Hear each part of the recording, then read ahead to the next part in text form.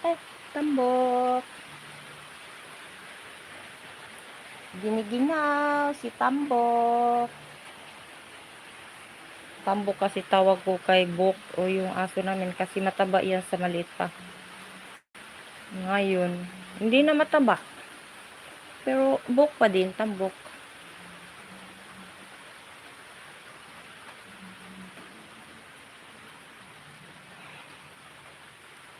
Napakatahimik ng buhay.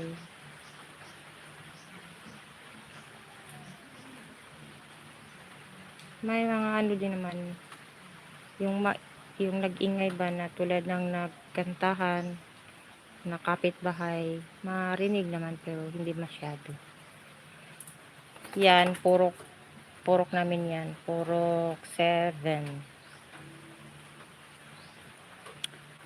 Nandyan. Purok namin yan kasi sa probinsya by purok. Ang barangay divided into purok. Purok 1 to purok 7. Ewan ko sa city may purok-purok din ba? Kaya nga pag na may naligaw na ibang tao dito sa barangay, makilala talaga kasi palaging may meeting. Kaya pag may ibang mukha na nakasali, malalaman. Sa syudad, ay nako. Kahit kapitbahay mo nga, hindi mo kilala eh. Kapitbahay nga namin doon sa Cebu, hindi ko kilala. Ay meron, si April lang.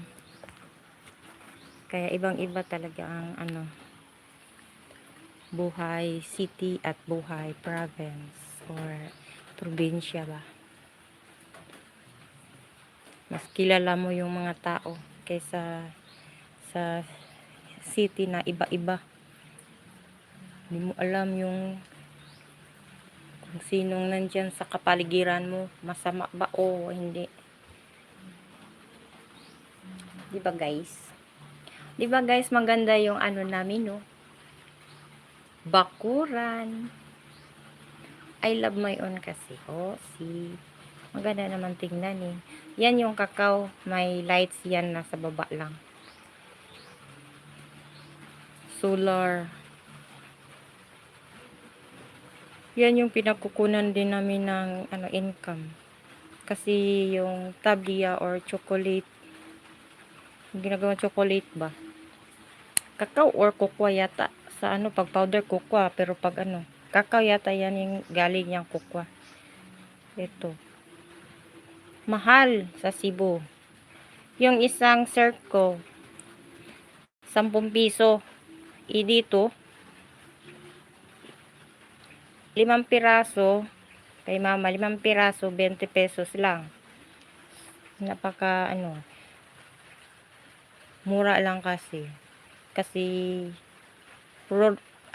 produkto namin. Kaya, dapat mura lang.